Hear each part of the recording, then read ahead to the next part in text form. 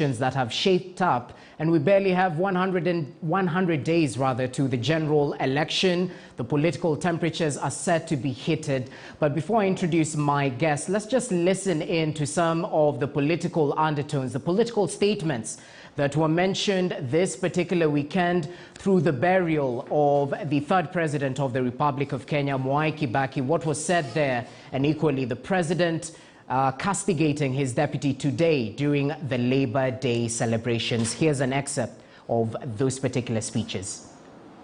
If there is a demonstration of bottom-up, we can learn from Mwai Kibaki. I think a befitting send-off to all of us as we celebrate the third president of Kenya is for us to go into this election and make sure that election will be peaceful and that it won't be necessary for us to have a handshake, that the election will be peaceful. I think we owe it to President Mwai Kibaki as we send him off. Anaenda huko kuinsight wananchi. Angalia hii bei imepanda, uliza Uhuru. Yaani mimi Uhuru niko Ukraine, mimi ninafanya nini huko? Jameni, mimi COVID nilikuwa huko kulea kutoa mimi. Badala ya kuja kunisaidia, kuniambia niko na mawaidha hii na njia hii na njia hii. Well, that statement by the president coming today, earlier at Nyayo Stadium as Kenyans were celebrating Labor Day celebrations, but it was a sharp castigation of his deputy, and in quick response, the deputy president, through his official Twitter handle, had something to say about what the president castigated him about. Let's just take a look at that excerpt of the tweet by the deputy president. This is what he said. "Sorry, my boss, I feel your pain. Those you assigned my responsibilities and Project Mzee have let you down miserably. They bungled our big four, killed our party, wasted your second time. Wao ni bure kabisa. Boss, I'm available, just a phone call away. Sadly, last cabinet was 2 years ago. Yule number 2. Interesting reply right there from the deputy president, and it forms the front page of tomorrow's edition of the Standard. Uhuru to Ruto, you should have resigned. So let's kickstart the conversation today on that particular note. Interesting sentiments from the head of state and the number 2, Yule number 2 in this country. Hesbon Owila, communication strategist, thanks for your time. Happy Labor Day. It's great to see you. Javas Bigambo, thank you so much for your time. Political risk analyst, it's great to have you with us as always. And Dr. Alutalala Mukhwana, it's a pleasure to have you with us, advocate of the High Court of Kenya. Gentlemen, it's been a busy day. The laboring relations between the deputy and the president were evident during Labor Day. Perhaps let's start from that particular note. Is this what the framers of the 2010 Constitution envisioned? And is this progressive or retrogressive politics? Hesbon, briefly. Well, I think it's a very dicey situation to even start talking about whether it is progressive or not progressive. But I don't think this is a situation that Kenyans would wish to find themselves in going forward. No presidential candidate would want to go through this, and equally, no deputy presidential candidate would want to go through, you know, what we are seeing, essentially what has happened in the last 5 years. But I think you've asked a very pertinent question. Is it what the framers of the Constitution, envisioned? I don't think they envisioned this. They actually envisioned a situation where, it would be impossible to just fire any top elected official at anyone's will, which is a very progressive thing to think of. What they did envision was the process of getting the president. All right. If you are to have a running mate as a presidential candidate, I think one of the key things would be get someone who would bring you numbers. Okay. And the moment you have someone who brings you numbers, then you're bringing someone who has clout. Okay. And that is what put us in this place. This is an interesting scenario we find ourselves in. Javas Bigambo, through your political lens, what's playing out here? Well, first, we are seeing a serious projection of bad manners, anger, lack of constraint, and I think just a failure to realize that by occupying such kind of executive office, the president, the deputy president, it is a distinguished honor bestowed upon them by the people. And when the people give you such an honor to serve in the presidency, president, deputy president, and the cabinet secretaries, they expect the best from you. Because when you are the leader of a nation, the deputy leader of a nation, you are essentially the cream of the society in terms of governance and leadership. You ask whether the framers of the Constitution envisioned a situation such as one we find ourselves in. Yeah. Now, we cannot codify everything. We cannot codify manners. We cannot codify morality. We cannot codify attitude. And that's the reality that we find ourselves in. When you look at the slate of our Constitution as it is properly written. The writ of our Constitution on the expectation of the office of the president and the office of the deputy president is such that they must be men and women of high honor. Okay. They must be individuals who bring also honor to the offices that they occupy. Today, when I look at the outbursts, whether written or verbal, of the individuals, honestly, it is a dishonor to our nation and the executive offices that are occupied by these individuals. Well, Daktari, crossing over to you, playing out in the public gallery, it's definitely not what was envisioned, perhaps according to what the gentlemen have mentioned. But this is a scenario we find ourselves 100 days to the general election. And interestingly, those who are aiming to take over are preparing to name their number 2. So will this clamor, will this push and pull perhaps inform who will be in the running mate position as we approach the 2022 general election? What's your take? Thank you, Jesse, and thanks for having me. I would like to remain where you started the conversation. Sure. Whether what is panning out now is what the framers of the Constitution envisaged. And my answer is largely yes. Number one, why did the framers of the Constitution decide that the president and the deputy president would form a presidency? Kama ambao ni mapacha.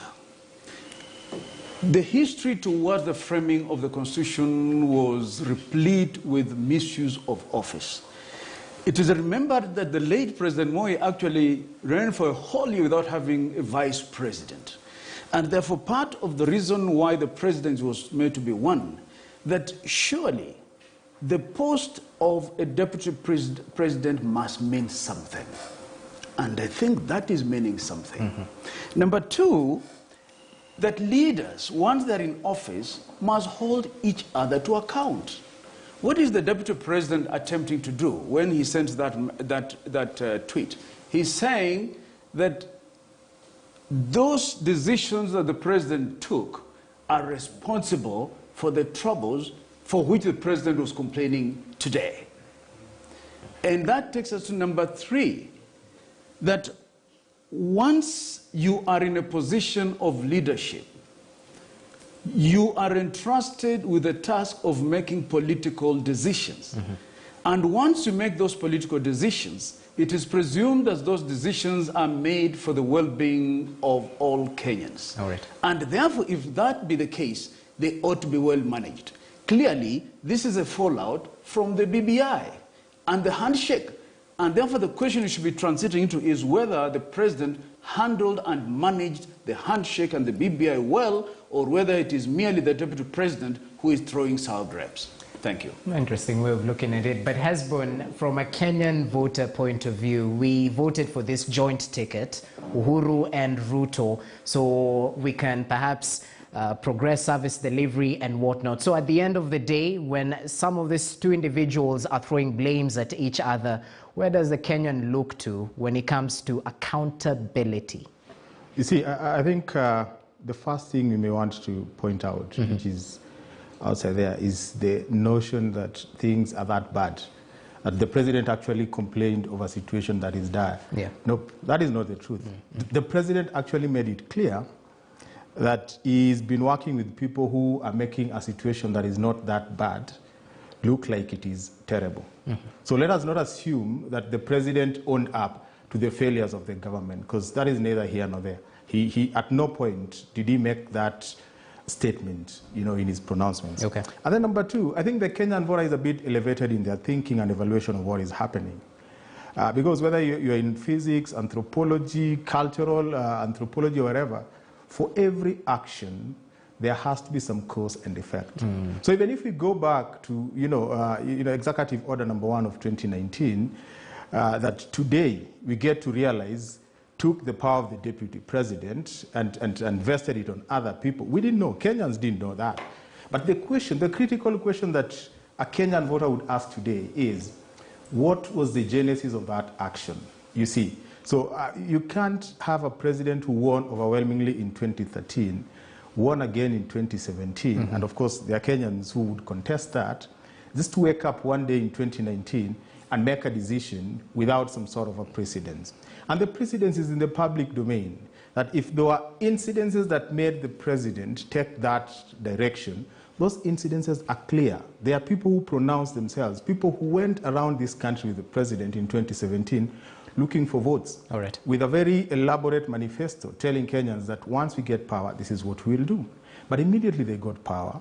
I think the bone of contention here is that who takes the bulk of the success or the failures? It is the president. But immediately they got power, I think it is in the public domain, and Kenyans can evaluate that. Okay. These people took their main objective away from what they promised Kenyans to the objective of making the deputy president the president in 2022. And I think that is where the problem is.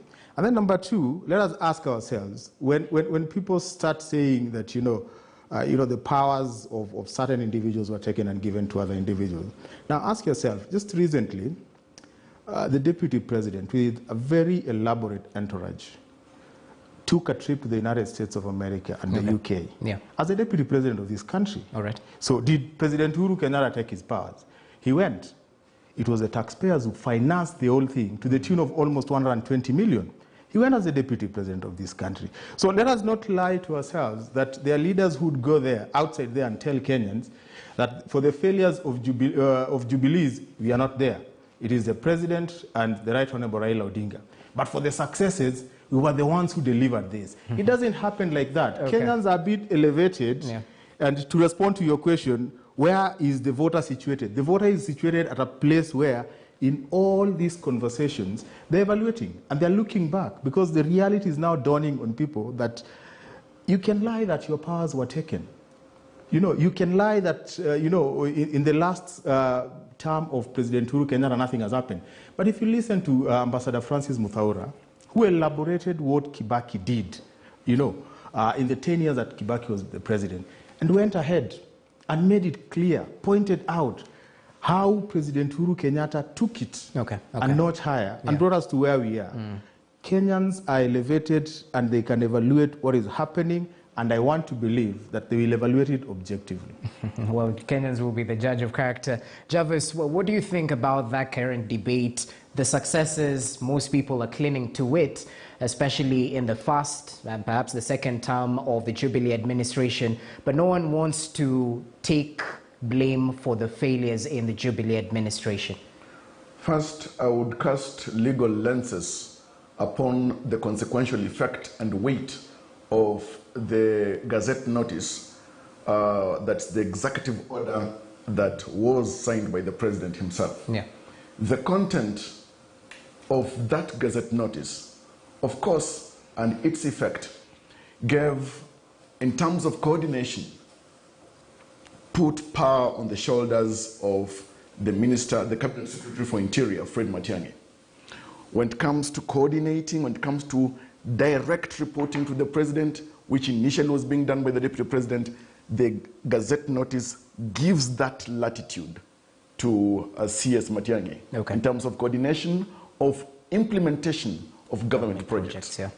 In fact, when you examine that Gazette notice, it provides that Matiang'i, CS, will chair even the cabinet committee, all right, on the implementation of government projects.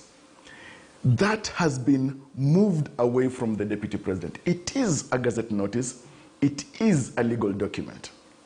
Now, the reality then is that, which we must face, because in terms of matters, functum probans, and my legal senior is here, we realize that the effect of that gazette notice then had a domino effect in terms of how the work of government was being implemented. Right. And that was consciously done by the president by way of that gazette notice. Now, moving forward with the effect of that gazette notice, which is a reality, is that then the deputy president was relegated to the backwaters of government affairs. Okay. And when you look at the constitutional writ on the work of the deputy president, he is the principal assistant and advisor to the president. All right. Now, during this entire second term, we realize that that advisory role has not been effective or possibly needed by the president. Much as we know that the contemplation of the executive, the top leadership of the executive, was the presidency, which is All right. the twinning, or a twin, having the president and his deputy as twins in terms of governance and leadership. More than that, let us just appreciate that moving forward and up to now, hitherto, the consequence of that gazette notice also having spiraled from the handshake, which was not actually, realistically speaking, inclusive in terms of all top political leaders of this country, is what led to the kind of politics we are witnessing today. Okay. Well, that's interesting. Lutalala, as you add your voice to that, perhaps taking you back just briefly, what was mentioned by the deputy president, and we played that clip, that perhaps elections will be peaceful in the country and Kenya does not necessarily need a handshake, especially in the 2022 general election. I haven't used these exact words, but perhaps this is what he meant, that Raila Odinga should not, look forward for a handshake come 2022. The loser should go home, as simple as that. How do you reflect on that from a political lens? Thank you. Yeah. Before I forget, I think it's important that I associate myself fully with the views of my younger brother Javas here, in as far as the effect of the executive order and the gazettement went. I thought that's a debate that is beneath the bridge now. In practical terms, Dr. William Ruto was sacked in all respects except officially, and his tasks were given to Honorable Dr. Fred Matiang'i. That is not a debate would be fair to Kenyans. But does that absolve the deputy president of the failures in the Jubilee administration? That is a different. That is a different point. Yeah. The first point we must agree is that in all respects, the president decided that he's not going to work with the deputy president. That we must bank. As to whether the successes and failures of the Jubilee administration in 2013 and in 2017 should be attributed to both, in my view, it is important that both gentlemen take the responsibility for the good and the bad of what Uhuruto stood for. All right. Because Uhuruto is what we had from 2013 and is what we had from 2017. If Dr. Ruto felt that what was happening wasn't good enough, of course the candid thing would have been to resign from that position rather than continue drawing a salary. But that is pontificating. The truth of the matter is that when a man has been hit so much into a corner, then you can't blame him and tell him, please take the blames for what has happened after you've left. But my honest view is that Uhuruto, not Uhuru, but Uhuruto ought to take the blame or the glory of what it is that happened. On the issue of Honorable Dr. William Ruto's comments about, he said two things. Yeah. That his wish is that the best send-off for Honorable Mwai Kibaki, the departed, was that there should be peaceful elections. Yeah. I think that you cannot begrudge him. But what he said, which I also thought was in good state, but it appears to be drawing mischief in terms of commentary, is that we should not have, there should be no need for a handshake. What necessitated a handshake of March 9th? Was it March 9th? March 9th, 2018, thank you. What necessitated the handshake? By and large, the handshake was necessitated by the fact that the election result was contested. Okay. Why was it contested? Because things were not done right. And therefore, he's right in praying that there should be no handshake. Maybe the choice of the word handshake is what his detractors will see, that is a jab being thrown at the handshake duo. But what I get him to speak, what I understand him to speak is that, look, we must get it so right, it must not be so contestable, everything must be so right that there will be no need to have an aftermath that will lead to a handshake. A handshake in this country now is used synonymously as a euphemism for where a loser doesn't accept a loss, and therefore the winner has to stretch his hand and the loser stretch his hand and come to some kind of compromise, which has made the number two be pushed aside. So a handshake would not be a very welcome thing in the eyes of those who are competing at the moment. But just see, one thing that we must always be fair to Kenyans is that we have been let down by our leaders in as far as the political processes are concerned. Okay. We have been complaining from 2017 that the electoral laws that were responsible for the bungled elections are still intact. That has not been touched.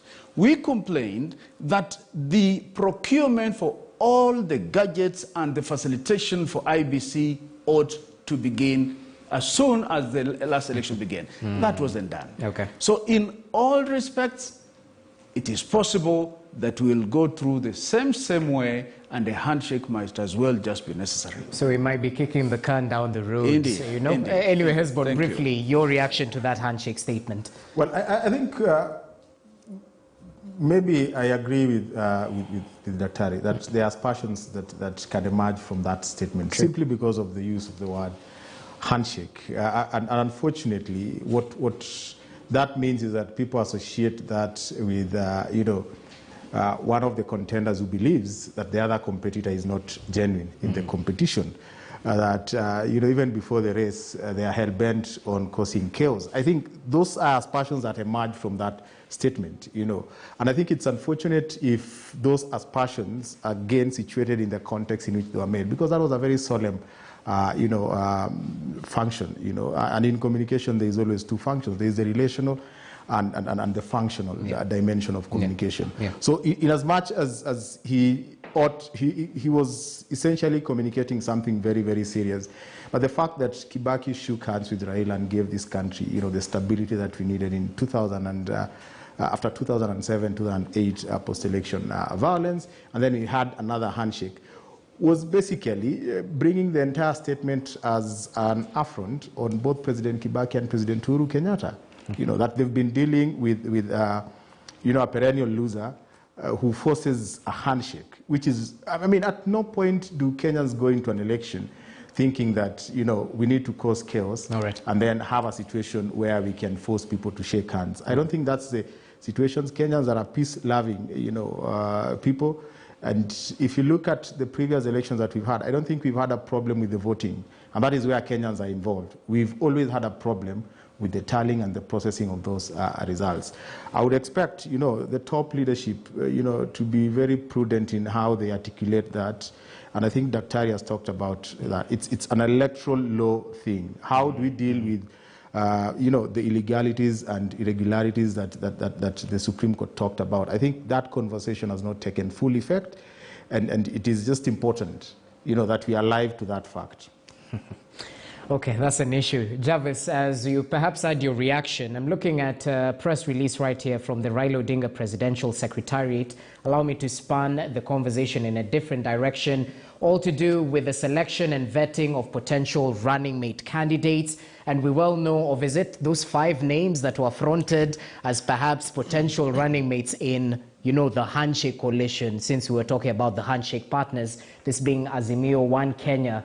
And I'm just taking a look at some of the credentials. They'll run a couple of interviews between 4th and the 10th of May, taking a look at some criteria, including fidelity to the Constitution, personal integrity in public and private life, but we well know of the push and pull, especially that has been within the Azimio One Kenya coalition. What's your reaction to that? Is Kalonzo just raising his stakes? And perhaps just a little bit recently, Pa and Maendeleo Chap sort of hinted that they want to jump ship.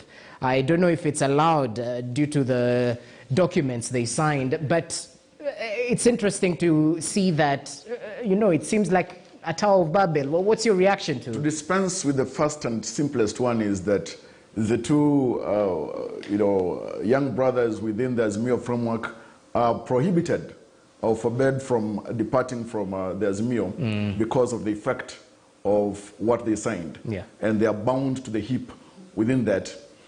Well, politically, they may want to be coy and quiet or decide to stir the waters from within, but they cannot depart from Azimio, at least as of now.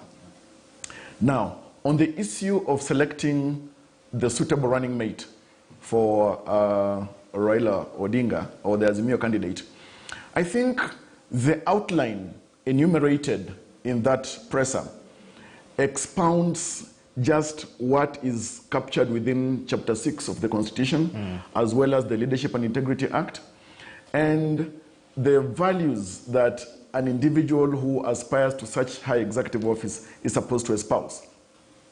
Now, while all these other things are very enticing and in fact very colorful, an individual who's got high integrity, etc. and whatnot, but in principle we know that that's not what they will concentrate on.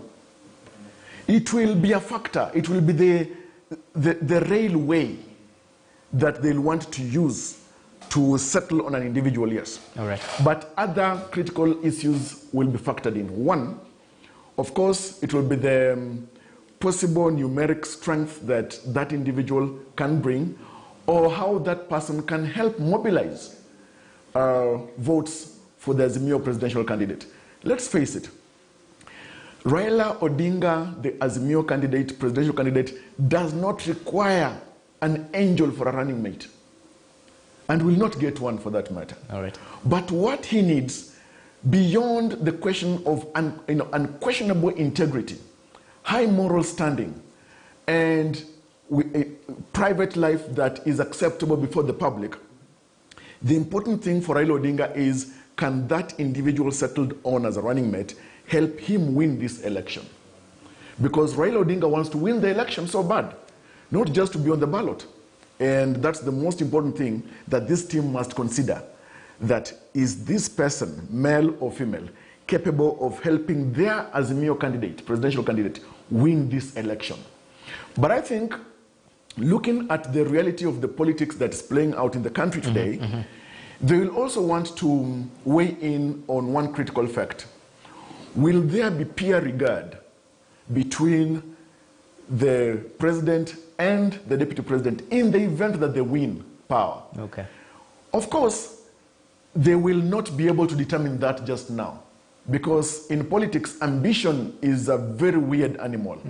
And once somebody assumes the office of deputy president, for example, if they are young, they will be ambitious. If they are healthy and energetic, they will be ambitious. Okay, okay. The question is, to what extent will they contain that ambition for the period that they'll be serving under a president? Okay. Daktari, as you heard your voice, the clamor, especially by some of these front runners. I heard Kalonzo Musyoka in an interview with my colleague Brenda Zeda Radido perhaps mention that these interviews are not needed. It's well known that he has the numbers and it should be straight to the bank, Jesse, there is a way in which I marvel at what the good Lord has put in the heads and minds of our politicians. Because some of the things they spring to our faces can make you numb. I ask myself a question. Can the framers of these requirements themselves pass this test? Yani wewe mkuki iko nguruwe mtamu kwa binadamu mchungu. What have they said? Demonstrated respect for the people. My question is this: have these leaders applied the same requirements elsewhere in other competitive posts and positions where we have seen them operate. And what comes to my mind is the governor position of Nairobi, for instance. And that is relevant because what is involved in the running mate is precisely the same what was involved in the gubernatorial race of Nairobi.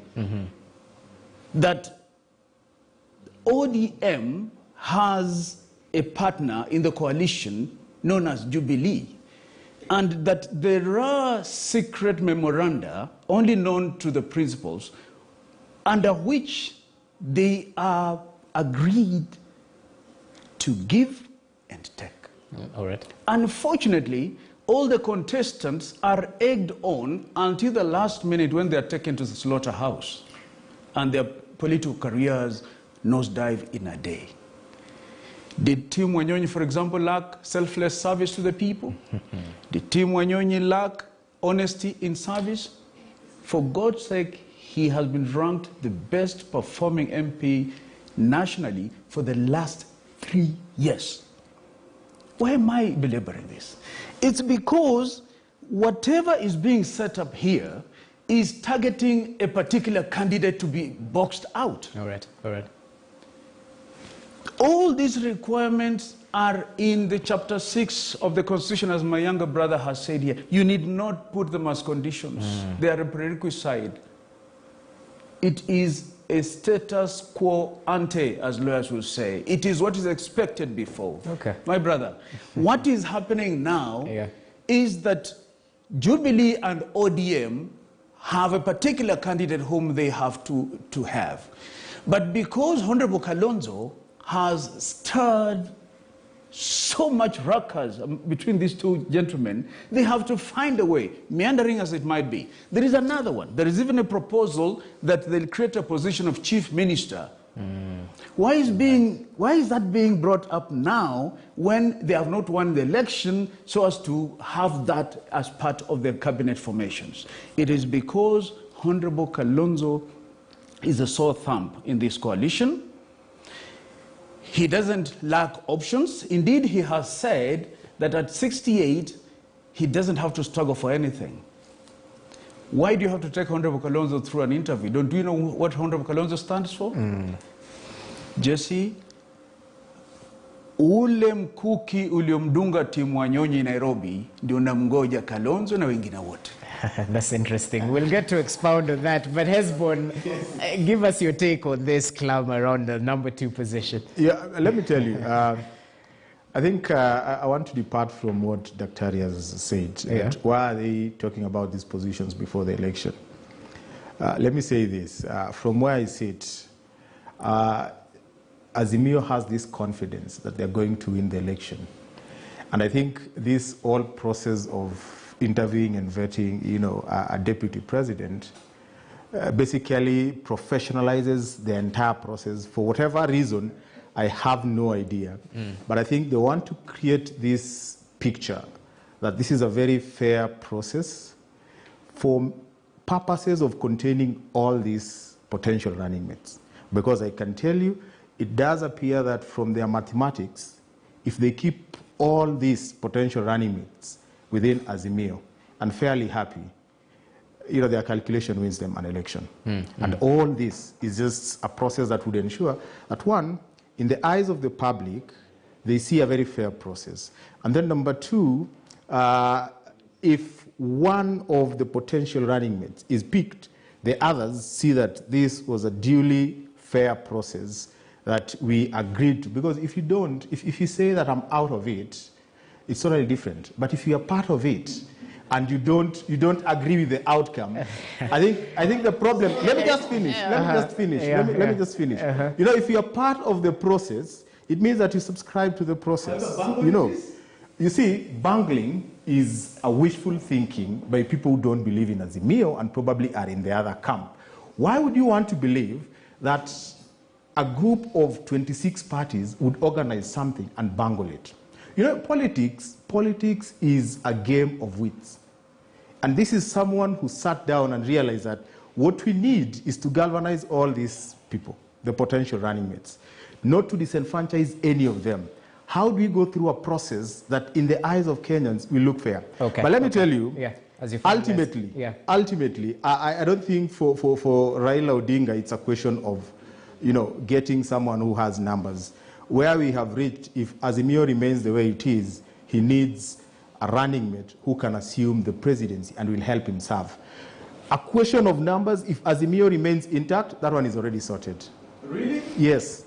Well, you differ? Well, I think my take is that because of the coalition building that is taking place, and already some, of course, has taken place, it is a question of contemplated guillotine for certain candidates and political careers. And if you were to connect certain dots, you would see where some things are coming from and where they're headed. First, for instance, and it's exciting what Hezbon is speaking about, and what Daktari is speaking about. For example, and given the example of the Nairobi gubernatorial candidate. Now, for example, for the case of Nairobi, when they settled, Azimio settled on a candidate who had never imagined or dreamt or expressed interest to run initially for the seat of the leadership of Nairobi County government, then in the end, pushing aside Honorable Tim Wanyonyi, who is a loyal ODM member, a significant member of ODM, who has been sacrificed at the altar of certain state and private interests. For example, let's face it, Honorable Polycarp Igathe, who has been settled on as the gubernatorial candidate for Nairobi, is a Manchurian candidate. Is not a candidate for Jubilee. Is a Manchurian candidate that has been placed on the laps of Azimio. If at all, I'm sure, Raila Odinga had a way, he would have had the candidate of ODM go all the way to the ballot. That is a fact. And just recently, there was something that was circulating about an interview by Honorable Beatrice Elachi, talking about some discussion that had taken place, I think, at State House, and how in the end they had tried to box Tim Wanyonyi into agreeing to be a running mate for Polycarp Igathe. All right, How do you pick a novice to be a running mate to an experienced candidate? Okay. Now, looking at that, comparing it directly to what is going to be in terms of picking the running mate for Azimio, the running mate for Raila Odinga will not actually be determined by this committee. Absolutely. That running mate has been settled on already. The process is just being sanitized. Let me tell you one thing. The person that Honorable the President and Raila Odinga will want to be Raila Odinga's running mate is the person that's going to be announced. All this other process, it's just public relations exercise to manage the expectations of various candidates and to manage the expectations of the wider public and the followers and supporters of Azimio. And avoid a fallout, perhaps. Well, a fallout will be there still. It still will because, be. Now let me tell you, in fact, sadly, when you look at the persons who are looking forward to be picked as running mate for Raila Odinga, sadly, at this level, some careers are going to be lost completely. Some political energies are going to be wasted. Even though some of them will want to remain within Azimio, they will be too demoralized to be of any use within the campaigns. And that's why when you look at it through critical and objective lenses, I would arrive at a conclusion that, in fact, our top politicians in this country are stifling our democracy. Interesting. Dr. Ari, add your voice to that. Absolutely, absolutely. I couldn't do better than the young man has done. You see, Article 1 of the Constitution states that the sovereign power rests in the people, and that these people will exercise this sovereignty through a number of institutions. The first institution is the executive at the national government. And that is equated to the executive at the county government. That therefore means that whatever it is that you and I and all the Kenyans that will want to participate in, they exercise their sovereignty through the presidency, through the governor. They also exercise through the courts. They exercise through the legislature. Just see, when the framers of the Constitution came up with that provision, they envisioned a situation where the political process of picking and electing leaders would be normal, not bastardized. And so what we are now having actually is a coup d'etat on the people. When you have the principal leaders actually deciding on who will become the governor of Nairobi, the running mate of Azimio, and so forth, it means that in effect, therefore, the will of the people has been ousted. And this is not just happening in Azimio. It is happening in other parties. It doesn't mean that it's only Azimio which is guilty of this. Yeah, no. I've just seen a running there where there is this member of parliament, Elisha Odhiambo, who has been awarded by the Political Parties Tribunal, if I'm not mistaken, and ODM party has been ordered to give him his nomination certificate. Yeah. It has refused. That is the classical case of stifling democracy. Let me ask you and this. As we go forward, Yeah. what Wananchi must know is that whereas we may not beat the politicians because they have the wherewithal, a day must come when we must be sufficiently angered by this and hand them the thrashing that the people of Ugenya did when they elected Honorable Cheng, the people of Migori did when they elected Honorable Okoth Obado, and many others that I may not capture. We are actually under capture of these politicians. Finally, tribe is our biggest problem, even as you talk about elections. I have always said, and I've been criticized, but the truth of the matter is that our politics are tribal-based. Okay. And so even as we talk about the running mate of Azimio, that running mate must come from the right tribe. That right tribe will be number one, which has numbers that could add. I disagree respectfully with what my younger brother is saying, that Azimio is settled. They have numbers. All that Honorable Raila needs is a person who will become president or who has the capacity to become president. Not at all. It is not done until it's done, my brother. Until and the fat lady sings. Yes, Azimio running mate will come from a tribe that has the wherewithal in terms of numerical strength and the muscle. All right. That will match what the son of Ruto on the other side is doing. Okay. And what, just if you allow me just briefly, Dr. Yes, Arias, a very brief one. Yeah. Yes, a very brief one.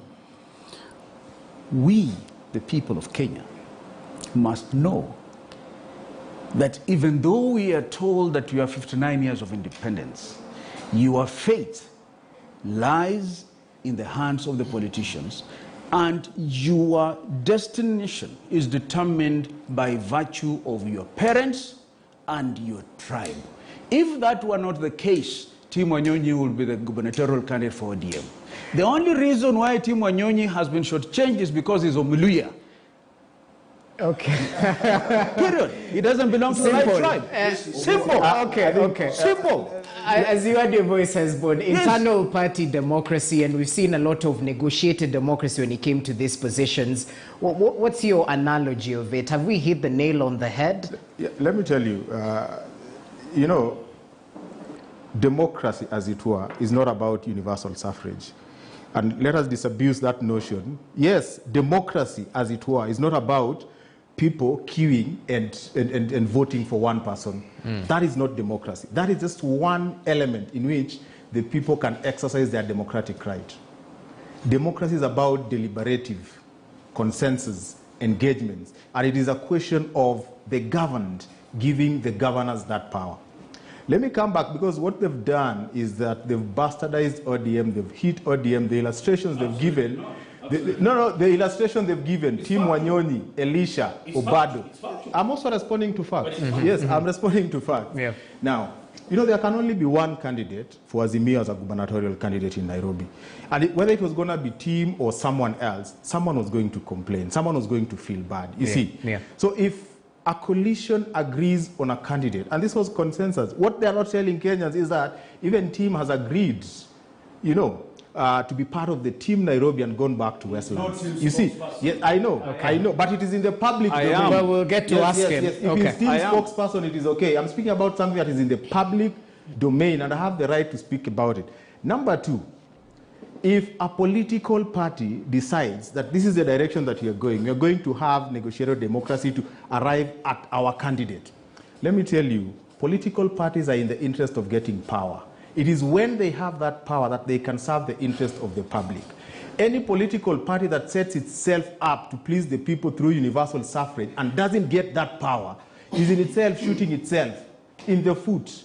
And I can tell you, it is not always that political parties have got it right through universal suffrage. Okay. ODM did that in 2013. They had a candidate who lost. All right. If they know they have a strong candidate, and we know our primaries and nominations are always infiltrated. If you go to any primary, it is not the members of those political parties that voted. So we cannot sit here and say that we are denying the people of Kenya their sovereign right as enshrined in Article 1 of the Constitution. No. Primaries are functions of the political parties. If someone wanted to elect a governor in Nairobi, it is the general election. No one has taken that power. We will all go and vote. Okay. You know, on 9th of August. So if we don't want, if we don't want the Azimio candidate, we have the right. And if a political party forces a candidate, people have the election to reject that candidate. Whether it is in Luo Nyanza, it is in Mount Kenya, people Nairobi. have that right. That right has not been taken by anyone. All right. Jarvis, I'll do voice with this. First of all, democracy cannot be instrumentalized without universal suffrage. Cannot. Anywhere on the face of the earth. To instrumentalize democracy, there must be universal suffrage. And that is what is domiciled in Article 38 of the Constitution. The issue of the voice, the role, the participation of the people to form a political party, to campaign for a political cause, to engage in the affairs of a political party. Article 38, protected within Chapter 4 of the Constitution. That's under the Bill of Rights, quite sacrosanct. And it is from the Article 38, preserved as it is, that we find all these other statutes that are enabling the management and the legal framework and the policies for elections. The Elections Act, the IEBC, of course, and the role in how it manages the electoral processes. All these come from what has been protected as the political rights of the people in Article 38 of the Constitution. Now, when you look at the place of participation through the lenses of Article 38, as well as Article 10 sub Article 2 of the Constitution, the place of participation, when a few leaders sit in the boardroom and decide on a particular candidate to be the flag bearer, which of course the Political Party Constitution provides and the Political Parties Amendment Act provides for as well. It's provided for in the law. Fact. That does not mean that the people have been fully involved in the determination of who becomes the candidate for that party. Okay. All right? Okay. So my argument is that the people have been denied their voice and their role. In fact, let me tell you one thing. While consensus is an option for political party to settle on a candidate, in fact, with the benefit of wisdom, must not be the primary avenue to be used. Okay. In fact, if at all that is the only avenue, then we would say that let political leaders determine who becomes the candidate on all seats within that political party. Then it means that the party membership, the members of that political party, will not serve any use for that political party. All right? Okay, okay. The other thing is that what we are witnessing is the danger and some of the dangers of totalitarianism within our democracy. In fact, I cannot fail to look at this without appreciating the dystopian novel by George Orwell, 1984, that looks at these dangers of totalitarianism in fact and reality. In fact, I would quote a section of it that proceeds that the past faded into mist. The past was erased. The erasure was forgotten, and the lie became the truth. End of quote. What we're witnessing then, in terms of the antithetical approaches to what should be the tenets of our democracy, settling on certain individuals, for example, and just tying it to the issue of Azimio settling on a running mate, the same way Dr. Altolala talked about the issue of Azimio settling on the gubernatorial candidate for Nairobi. I can assure you one thing. The same way Azimio settled on a Manchurian candidate to be the governor candidate for Nairobi is the same way Azimio is going to settle on a Manchurian candidate to be the running mate for Raila Odinga. Interesting. Dr. Lutalala, as you finalize on this particular conversation, being the spokesperson of a gentleman who's been mentioned here, perhaps let's clear the air. Has he agreed to the lineup that was presented by the Azimio coalition? Is he going for it as an independent candidate? Is he going back to Westlands? What's the next step? Listen, and because he has mentioned something, you know, for some of the analysts here, it may be an analysis job. For some of us, it is close to us because we have been through the process. And let me just remind the young man, Hezbon, that team has so much respect for Honorable Raila Odinga because of a relationship. And he has respected Honorable Raila Odinga's position. Team has accepted to go to Westlands. And that does not give them and the likes of Honorable Beatrice Elachi to purvey lies that Honorable Tim Wanyonyi accepted to step down. He was pushed down. Let me also tell Hezbon that at KICC, that last one before the conference, all Jubilee candidates in the House, I was present. Honorable Ngatia, Honorable Kagure, stood up and said, we are willing to deputize, any of us to deputize Tim Wanyonyi. Okay. So don't tell me that somebody had to become governor. I have said that Tim Wanyonyi respects the party leader and he has accepted and is moving on. All right. But the likes of Honorable Honorable Elachi must be told. Because we know, Jesse, that a cabal of loyal leaders within ODM are plotting post-Raila succession. And they are the people who are tasked with slaughtering Tim Wanyonyi's career. And we know them. Okay. And we will deal with them as a community. Well, we can't and we'll deal with them as a community. Let's get the final comments. We can't authenticate those. But let me say this. Finally. If at all Azimio believes in equal opportunity, in fact, I think that this was the right moment for Azimio to settle on Tim Wanyonyi, a person living with a disability, to prove that it believes in equality for all. All right? But the fact that Azimio chose otherwise, to settle on a Manchurian candidate, and of all men loved by the gods of opportunity, I think that Polycarp Igathe is the least person with experience politically who was facing this election as a candidate for governor for Nairobi. But there's also the dynamics, ODM taking the senator there, yes. position. Yes, but you see, let's face it. But you see, let's face it.